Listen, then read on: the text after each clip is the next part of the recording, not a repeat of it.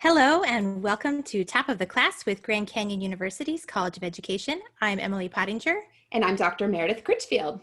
your hosts. So as K-12 education has shifted towards more of that virtual learning, we want to make sure that we are at top of the class, that we are on the cutting edge of the latest and greatest tech tools. So in this extra credit episode, we're going to dive into 3 trending tech tools in education. Yes, and we are really grateful to learn more about this topic from our expert here today. There's so much going on in our world right now, and I really think the more we can know, the better off we're going to be as educators. So our special guest is Amanda Arrington. She is a full-time online faculty member for the College of Education, and she's also co-chair of the GCU EdTech Club. That's at EdTech Club on Twitter for those of you who tweet. And she joined GCU full-time in June after serving as an adjunct faculty member with us since 2013. So she's been a LOPE for quite a while now. She holds her bachelor's degree in elementary education and a master's degree in reading, and that's from Slippery Rock University in Pennsylvania. And over the last 13 years, Amanda has taught in districts, schools, charter schools, everything from kindergarten to intermediate grades to middle school language arts. She brings in so much knowledge for us today. And she's also been a K-8 administrator and a Title I literacy specialist. So her passions run wide, and we're really excited to have her here. She also lives in the East Valley, so she's local to this area with her husband, Brian, her teenage daughter, Elena, and her stepson, Tyler. So with that, welcome, Amanda. Thank you for having me. I'm a huge fan of Top of the Class. So we love having our fans on. yes, very much so. So, And Amanda, go ahead. yeah, go ahead. No, go ahead. Go ahead. Oh yeah, I had never considered myself a ed tech expert, but I'm really excited to share just everything that I've learned from GCU and from our other educators around the country. Yay. So, Amanda, we know that you use lots of technology and you're super creative in your GCU classes.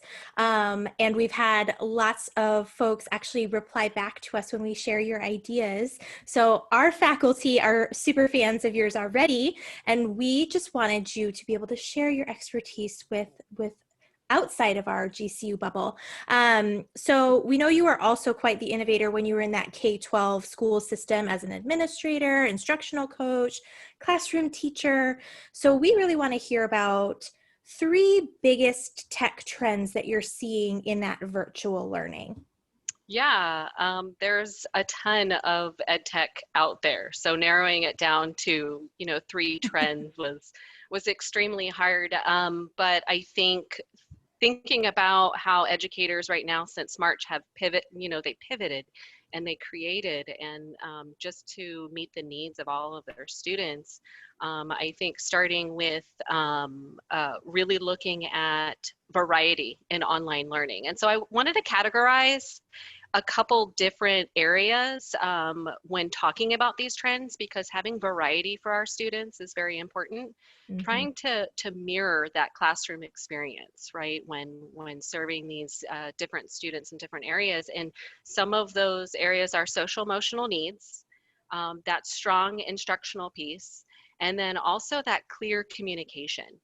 Our students and our parents and even teachers are all in different areas when it comes to technology. So I think being very explicit when describing technology and how to use it is important, to be effective. Sure. So starting with social emotional trends, I had just read a recent article, The Science of Keeping Kids Engaged. And one of the things they talked about was creating that sense of belonging. And so isn't that like how we start out the year? And we start out every school day with, icebreakers and helping our kids feel connected to us and to each other. And so one of those tech tools that is getting a lot of use out there right now is Flipgrid. And Flipgrid is a free video discussion forum, and free is always good. We know that as teachers, right? Absolutely. Yeah, and so teachers can create question prompts and discussion forums. I've seen everything, across the curriculum.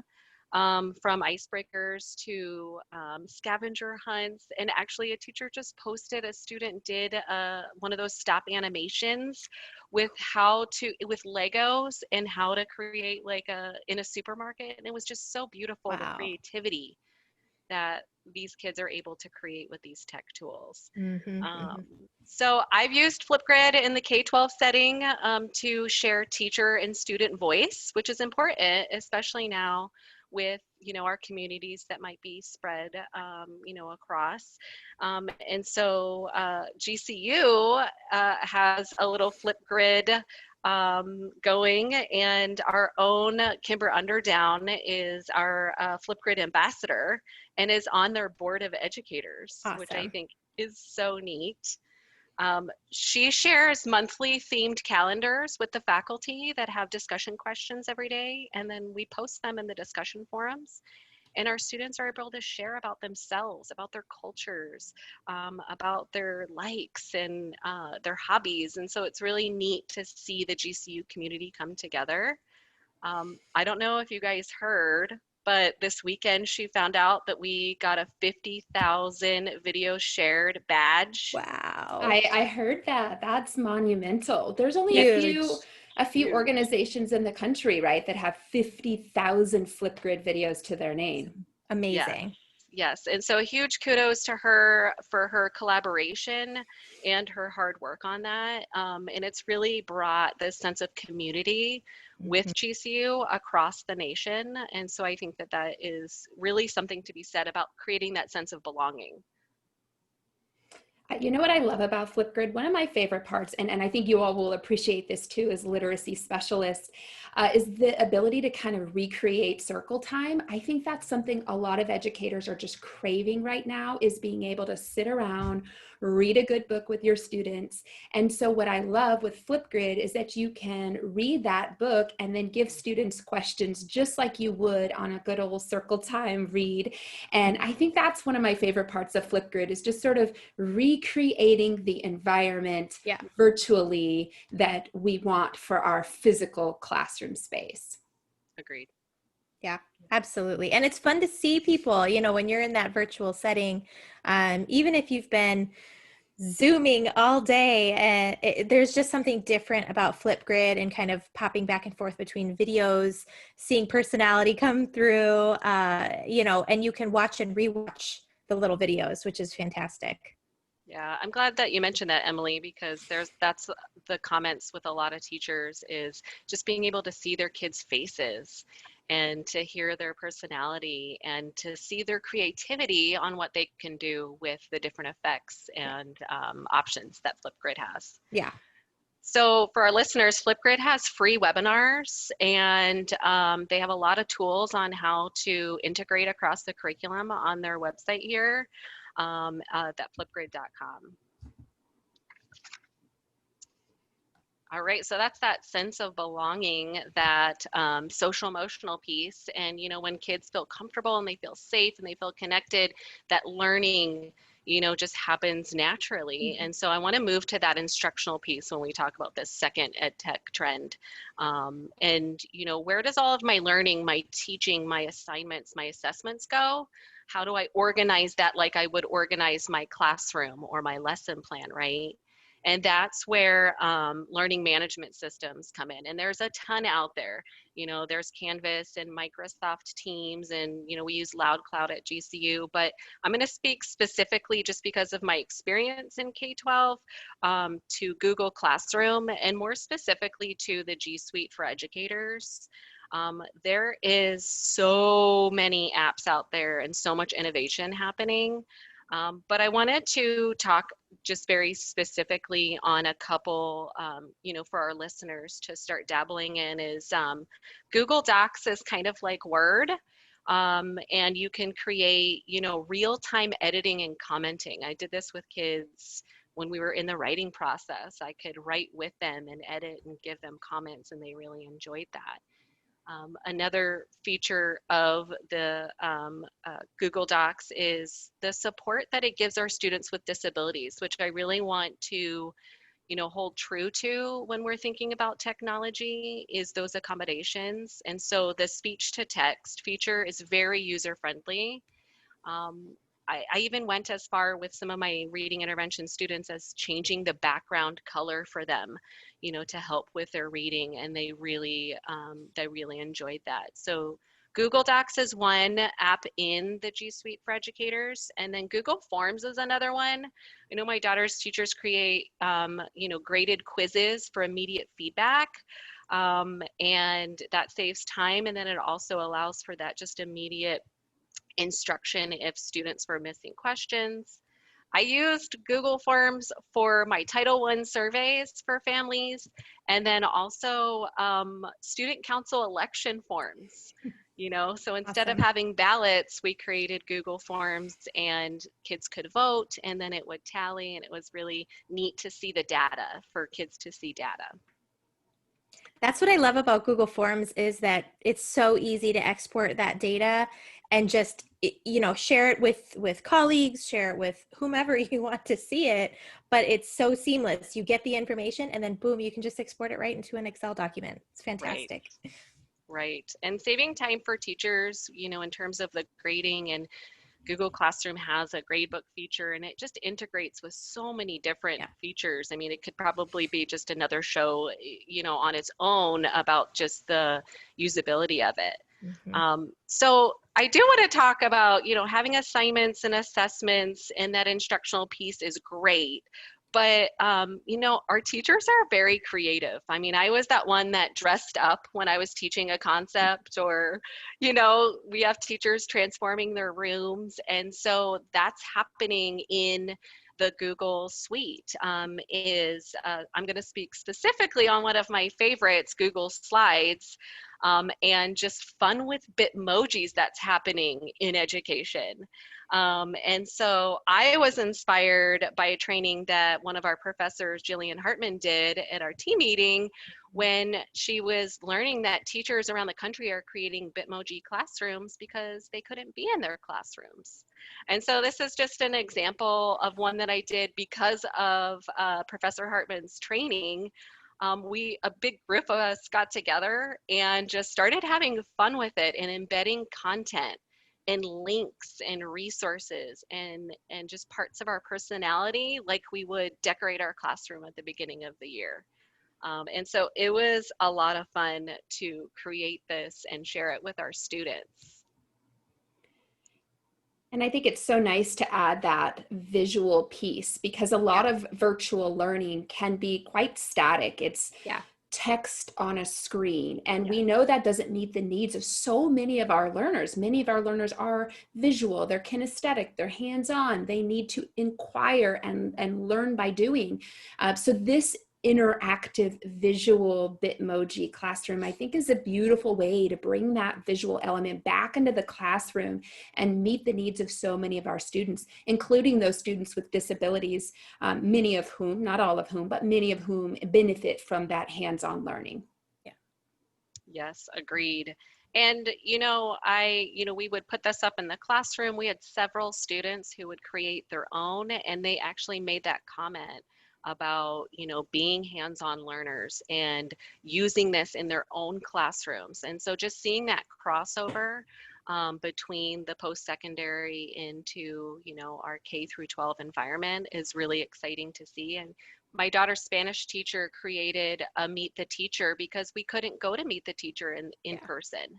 And so just that connection, that extra step that it took for her to create those welcome videos and to help walk the kids around with expectations is really important for our students. I think that crossover element is really special as well, Amanda, because a lot of us, when we start to teach at the community college or the university level, we somehow think that all of our methodologies must change and that the engaging things we did P12 no longer apply. But in so many ways, good pedagogy is good pedagogy. And while you need to modify it for your adult learners, certainly increase the complexity, higher order thinking, etc., the tasks in and of themselves and the creativity around the activities should still remain. And so a Bitmoji classroom, it works for a preschooler, but it also can work for a 25, 35, 45-year-old person as well. Yep. Right, right. And, for some, maybe this might be too much. And so that's why I actually took a step back in terms of circling back to that sense of belonging. And I jumped on the virtual locker bandwagon. And I use this as a way to connect with my online students. And I saw it in an article about different ways to use your Bitmoji. And, your Bitmoji is your personalized avatar there that I'm drinking coffee. And just all those different actions and items that I placed in my locker described me. Now, I have a class bio that I wrote, and it's on our class wall. But I got so much response and engagement with this activity. So I posted this in my discussion forum, the picture. I posed a couple questions, what's one connection you have with an item in my locker? What question do you have about one of my items? And what would be 3 things that would be in your locker? And I found that my students from across the US, were making connections with me, asking questions about my green drink and my essential oils and my cat. And then they were starting to realize that they had connections with each other. And I started seeing these bonds happen between my students. And then that carried over when we were doing discussion questions. So this last undergraduate class, I just counted because me and data, 80% engagement out of my one class. Wow. That's so amazing. And I responded to each student and added a little fun Bitmoji at the end, but it was just that way of having fun with that instructional piece. It also allowed me to see their level of writing. So there's other avenues to these activities and these tech trends for sure. And I think for those of you who are K through 12 educators right now, you might be thinking 80% engagement, don't we want 100%? In an online virtual learning classroom with adult learners who have really busy lives, 80% engagement is knocking it out of the park. Sometimes if we can get 25% engagement on a post that we've written, we're feeling good. So 80% is absolutely incredible. I also think what's really unique and special about the virtual lockers in a time where our country feels more divided and divisive than ever before, this is a way for us to find some common ground and some sense of community that I think so many of us don't just need, we crave. We're craving that sense of togetherness. And I love how this brings it all together, Amanda. Yeah. Yes, very much so. And so, for those students who maybe didn't, want to respond on the virtual locker, that's okay. And having that choice is important, where they could go back to the bio and read, about my history. So that kind of wraps up that instructional piece, but also circling back to that sense of belonging and that social emotional piece. I do want to touch upon the third category and third tech trend is just that clear communication. And so I have this beautifully built Google Classroom. I have Flipgrid. And so how do I share that explicit instruction, not just with my students, but also other teachers, coming from an instructional coach? And how do I share that with parents who are helping their students with their education right now? And so I want to highlight some video recording apps that are available. I am specific to Loom just from using it at the K-12 setting and then here at GCU. There are other ones, Screencastify. Some use Zoom and Google Meets to record videos in their lessons as well. And so, I use this to both video myself, for my students to see me and see my environment and my classroom, but also to share my screen like we're doing right now. That's very important when we're talking about executive functioning and following directions and knowing where to go when it comes to our classroom. And so, You know, at GCU, we, in our introductory courses, we do weekly overviews. And so we use Loom and we record the calendar. And we talk about due dates and we go into the library and our rubrics and our assignments and really walk our students through. And I get comments from students all the time about how they're feeling so confident with the online learning environment. They were nervous about coming into it, and now they're feeling like they can manipulate the classroom and they feel confident about APA, where before they might have been nervous. And so I think having this piece for all of you know, our stakeholders, kids and parents, is really crucial in terms of instruction. Absolutely. I will vouch for, I'm a Loom user as well. I'm a Loomer. I'm a Loom. We're all Loomers Well, around here. Nice. It's just amazing because, you know, when I first came into online education specifically, you would spend so much time writing out detailed instruction, click this, then click this, then click, you know, the cookie trail. And now it takes 2 minutes. You pull up your classroom and you say, okay, I'm going to walk you through what clicks you need to make. And it goes like that. The students are able to follow the directions easily, and you've not wasted any time at all. Yes, yes. And I love it personally because in virtual learning, unlike the physical classroom, when you see a student struggling with a problem, you can go over there and you can kind of crouch down next to them and you can walk them through that problem. Or they're struggling with a text, you can pose those guiding questions on the spot. And so all those misconceptions can be shored up with the snap of a finger. Whereas when you're in that virtual space, there's that time gap. And so what I love about Loom is that it can very quickly and easily shore up misconceptions that students are having. If you notice they're all getting number 5 wrong, you can speak to number 5. If you notice that the template is being used in a different way than you intended, if you notice that they're not meeting a particular deadline and you want to know why, Loom can be used to kind of help walk through those more difficult or challenging parts of assignments or templates or lecture notes or instructional guides, whatever you've set forth. So I love it for that teachable moment. Mm-hmm. I'm glad that you mentioned that. I was just going to say providing video feedback for essays. And I don't know if I would have made it through middle school math with my daughter last year and this year if it wasn't for those types of videos, is where the math teacher really does explain the process and not just the correct answer. So yeah, that's another positive for those features as well. And those are those 3 categories. Amazing. Wonderful. We love them.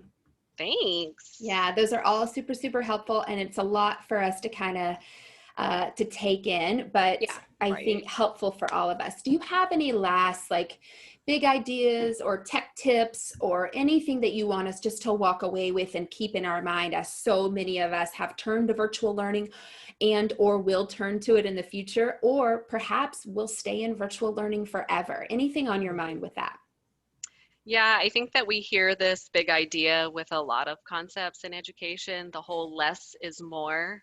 And I want to speak to it 2-pronged. In terms of teachers, you know, find something that fits your personality in the classroom and get proficient at it. Learn, take risks. I mean, that's how I did several of these, was from trainings and learning from other teachers. And another thing is creating a routine with your technology, you know, not putting everything all in one day in your classroom. So just like we would in a regular classroom, have a routine and a predictable schedule. Do that for yourself for planning as a teacher, and then for your students and your parents. That is really helpful. And then for our students, in terms of less is more, I would say that our kids are very visual right now. And some of them I think might be better at technology than the adults, which is really neat to see when they can teach us, is that be aware of it being too overwhelming. And so having those options, you know, those alternatives for our students and differentiating is really important when it comes to technology. And then just to kind of close things up, I think with all of the technology, it's great. It's going to continue getting more innovative. I think that there is a simplicity with that human connection of picking up the phone and making a call and walking through an assignment and talking through it with them, or maybe they just need to talk Mhm. with everything that's going on. And so that's probably how I would kind of wrap things up with technology. I love it. Abs- Keep it simple. That's Yeah. beautiful. Yeah. Well, and I think for us as teachers, it can be overwhelming as well. So if you're feeling overwhelmed, your students might be feeling overwhelmed as well. So take a step back. And I loved the routine comment. You know, pick one thing if you're new to it, pick one thing, focus on that one thing, get proficient in that one thing before moving on. And some of these applications and tools can be layered. So once you become proficient in one thing, you're like, oh, I can then, send out a remind with my link to XYZ or my Loom. So I think that was fantastic advice. I think there's an official term for that. I think it's called app smashing. Has anyone heard that Oh, before? So when you're No. smashing together, you're putting your Flipgrid in your G Suite, your Google Classroom, and then you're taking your Google Classroom and you're mixing in your Padlet and you're mixing in your Jamboard. I think it's called app smashing. So app Wow. smash, but only once you are comfortable and you have kept it simple, right? love it. Exactly. I love new hashtag app App smash. smash. Well, that is all for today. We thank you so, so much, Amanda. That was a fantastic overview with a lot of information, but digestible pieces.